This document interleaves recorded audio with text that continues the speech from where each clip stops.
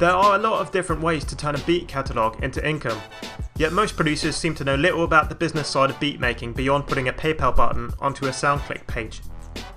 After spending countless hours honing your craft, learning production techniques, downloading the best VSTs and making awesome beats, it can be very frustrating if you're not racking up the kind of sales you want. So here are my personal tips, backed up with some image and video proof and compiled after almost a decade of selling beats professionally. Number 1. Sell licenses to your beats. This is the easiest and still the best way to make money with your beats. Once you have a decently sized catalogue of quality beats, you can register and set up your own website for cheap, or sign up to a VIP artist service like Music Central or My Flash Store that will allow you to set up your own beat selling homepage. Some people also hustle their beats on music communities like SoundCloud and include email information for purchases, or more specified beat websites like beatstars.com. Generally, you will need a PayPal account in order to receive payments online, though you can also arrange payments with customers through services such as Google Wallet, bank transactions, or Western Union. Most producers sell licenses according to 3 main categories: lease license, exclusive license, and sync license.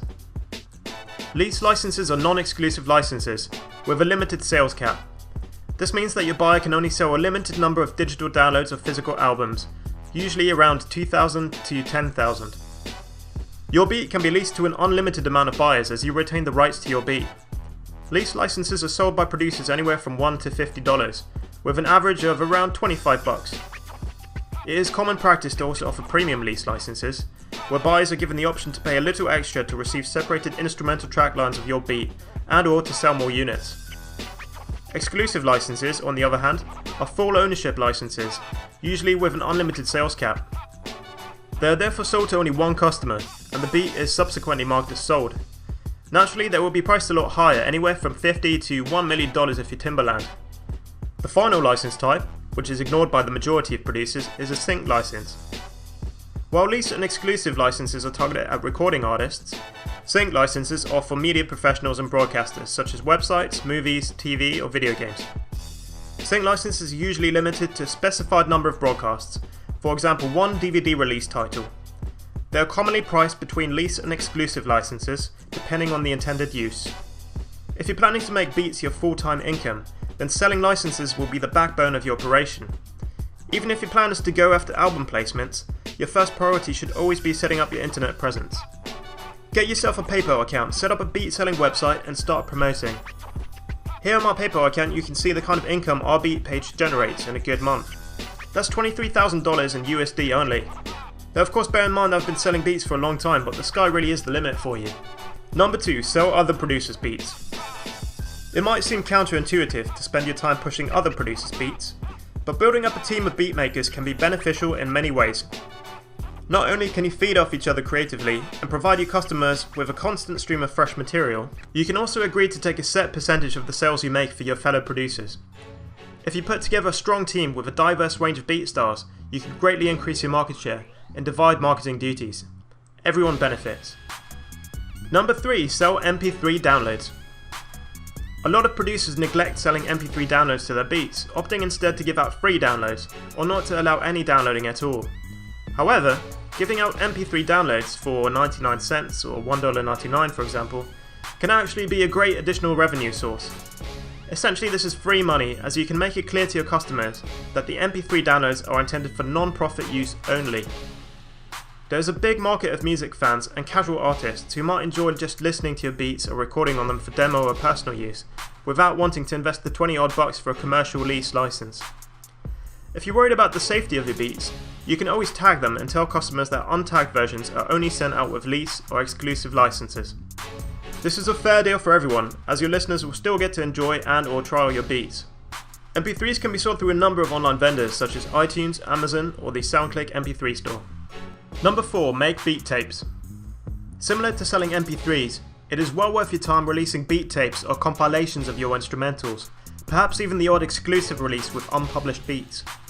This can generate a lot of excitement amongst your fans and lead to your music being discovered by whole new fan groups on sites like CD Baby.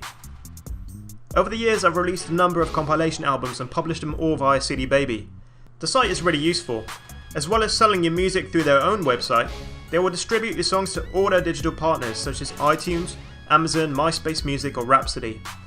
What's more, you have the ability to enter all your songs into sync licensing deals via Rumblefish, which can potentially earn you even more money if your beats are used, for example in YouTube videos. CD Baby have paid out almost $10,000 to me so far, and as they add more and more digital partners, the monthly checks seem to get bigger and bigger. Number 5. Become a YouTube partner.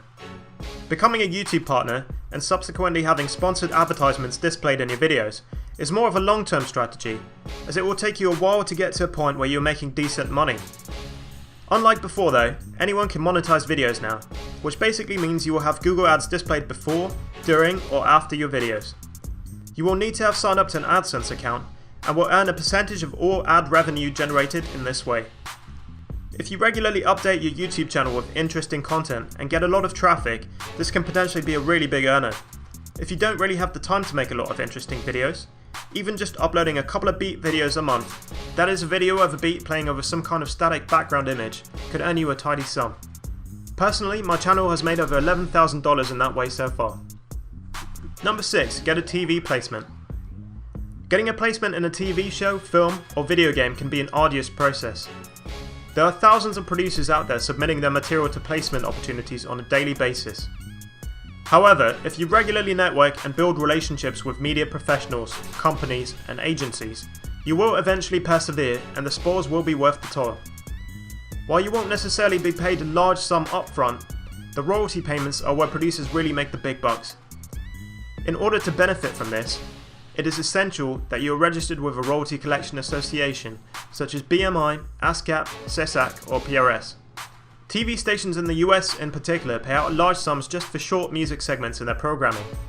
My last quarterly royalty check from the PRS was for a single placement on CBS Sports, and that was something around $4,200 for 30 seconds of a beat. That's not too bad, right?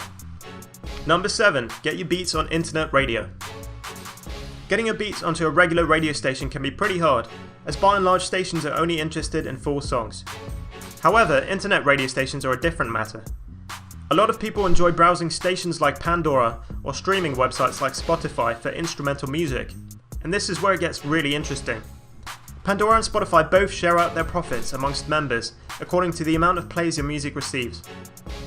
You do have to jump through some hoops to get your music onto online radio stations or streaming sites, but if your beats prove popular, this can be a nice little side earner.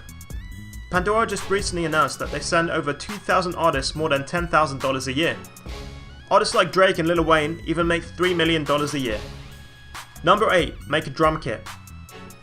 A lot of producers have recently taken to the idea of packaging and selling their own drum sounds for other musicians. There is a vast amount of producers out there hunting for new and better drum samples, and if you've already built up a reputation with your beats, chances are there will be someone out there ready to jump at the chance of emulating your sound. Putting together a drum kit can be fairly time consuming, but if done correctly it can be a worthy investment.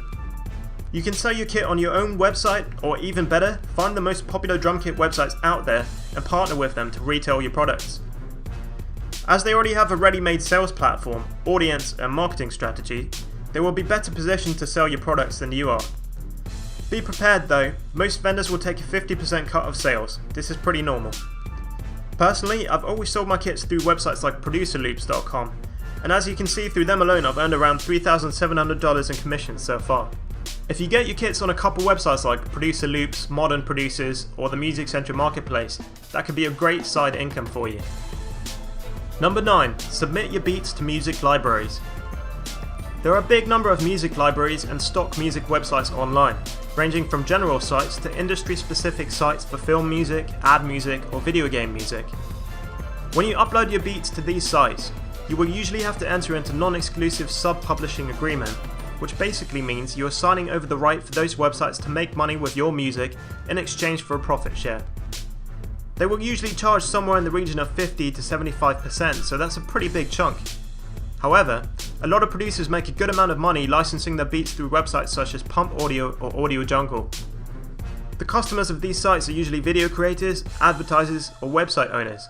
So by uploading your music to these sites, you can reach a new audience outside of the recording artists. Just make sure you read any contract you sign with these websites very carefully, as some of them are known to be fairly cutthroat. Number 10. Be creative. Okay, so this last one's a bit of a cop-out, but what I'm trying to say is that there are an endless number of ways in which you can make money from beats, You're certainly not limited to selling licenses through a website or hustling your beats to artists for placements. There are many other avenues I haven't covered in this list, and probably a whole lot more I've never even thought about. You could run song contests for artists with a paid submission, for example, like we did here earlier in the year. Or you could write an ebook or get paid for product placements on your website. If you come up with any more great ideas or want to collaborate on an innovative project, you're always welcome to hit me up. That's all from me, AD. I'll see you next time.